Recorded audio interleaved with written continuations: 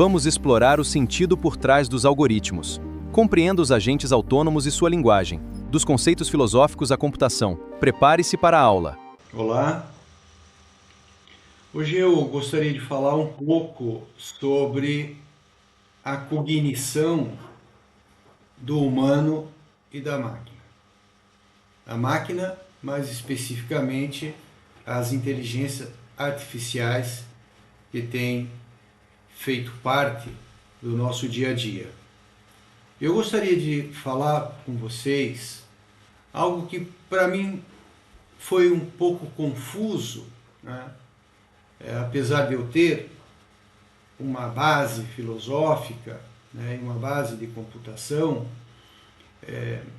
isso é um tema que mereceu um certo interesse, um cuidado, que é a questão das IAA, Inteligência Artificial Agêntica, né?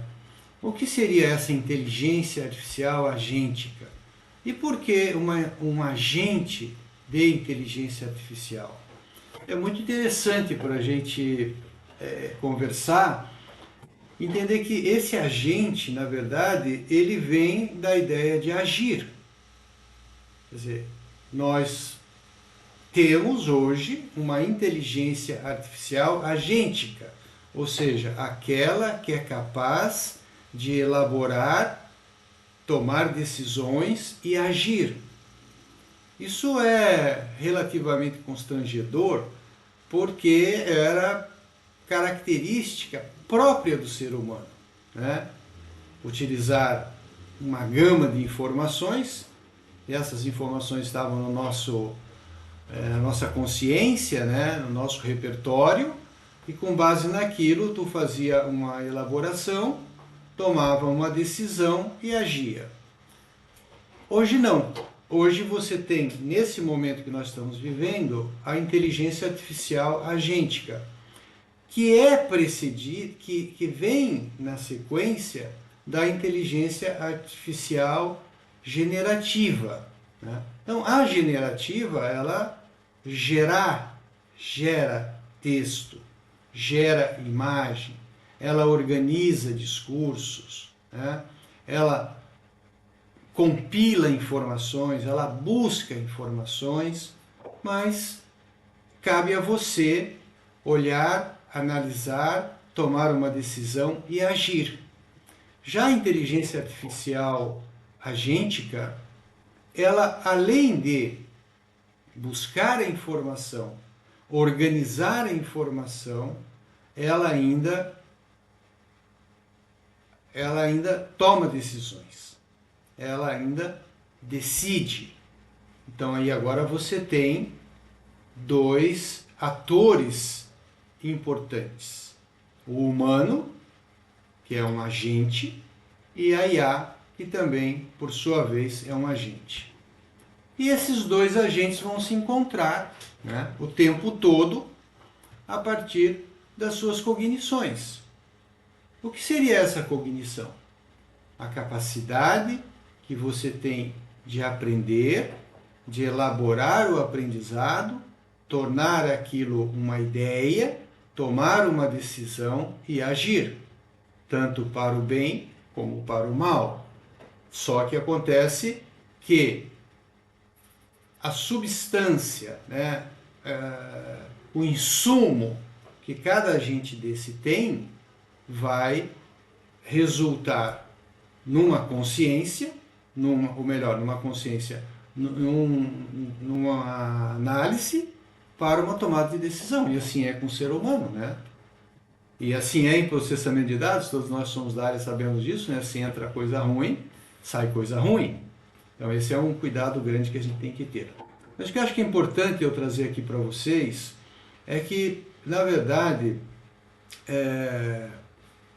a inteligência artificial, né, essa tecnologia, ela tomou emprestado esse conceito de agente da filosofia, né, da computação, das ciências sociais, das ciências humanas, que é exatamente agente é aquele que tem a capacidade de decidir e agir. Então, o que a gente pode ver hoje, né, que a computação ela está se valendo de três conceitos importantes filosóficos e computacionais. O primeiro é a agência estatística, né?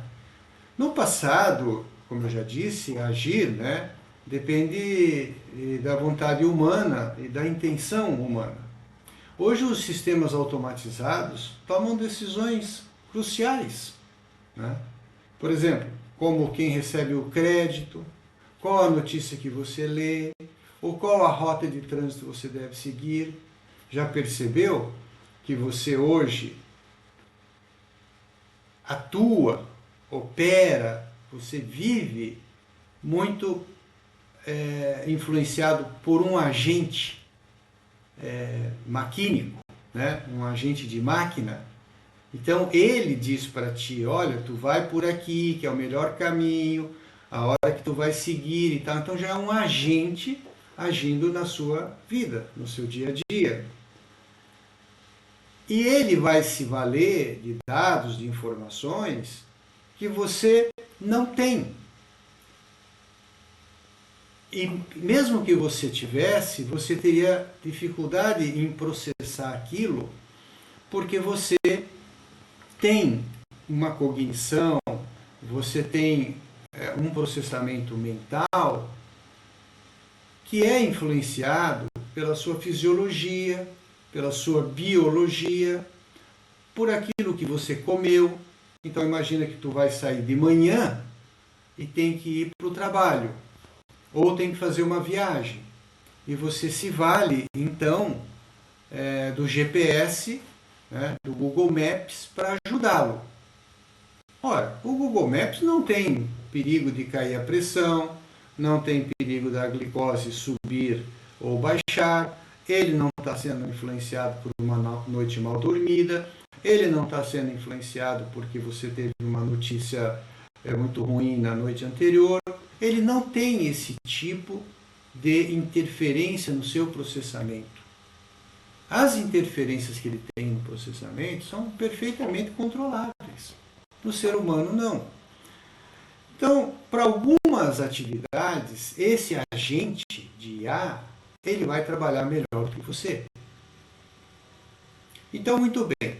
Como nós temos que entender que mesmo a computação no nível mais profundo, né, no Deep Learning, né, ela se vale de um modelo de processamento igual ao cérebro humano, ok?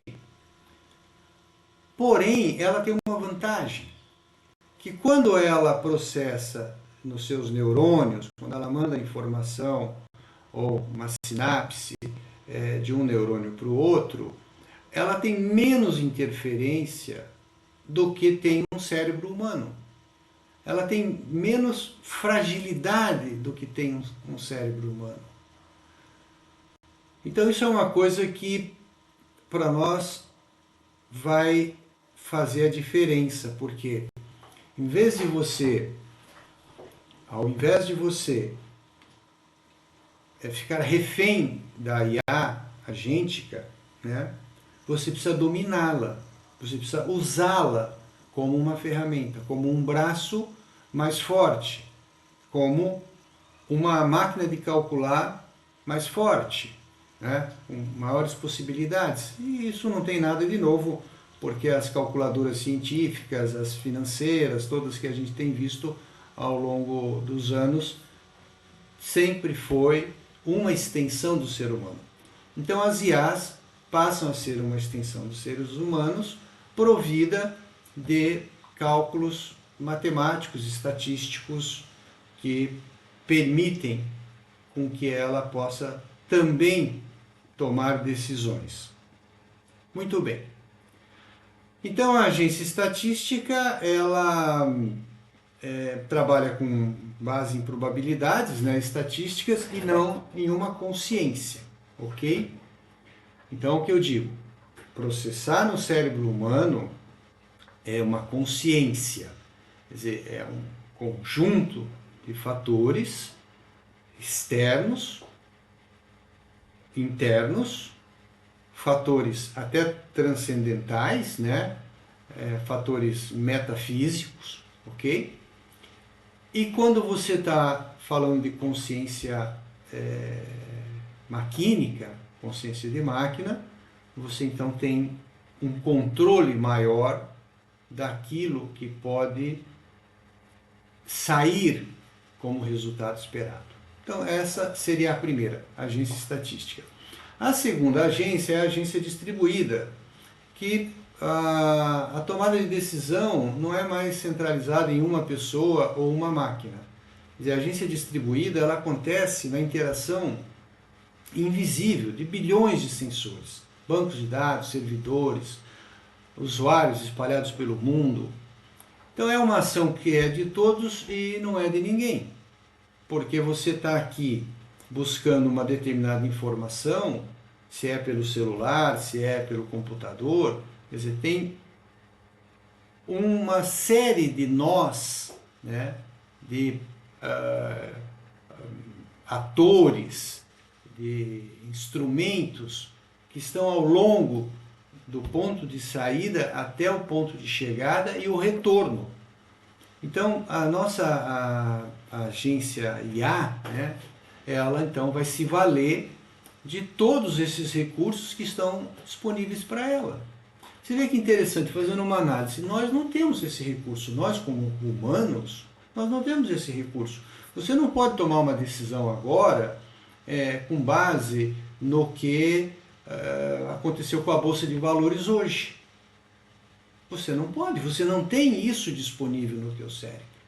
Você não tem isso disponível no teu repertório para você considerar na hora de tomar uma decisão. Porém, a IA tem. A IA, ela vai digitalmente, né? Porque nós somos essencialmente analógicos, né? Ela vai digitalmente, busca essa informação, utiliza essa informação, processa, toma uma decisão e age. Muito bem. Agora, você corre o risco de ela bater lá na porta da Bolsa de Valores e aquilo está fechado. Está fechado por quê? Porque caiu o servidor. Porque uma internet não está funcionando. Enfim, também tem os seus. Então, na verdade, é assim, é muito difícil a IA ela funcionar nesse momento que nós estamos vivendo, né, sem uma gestão humana.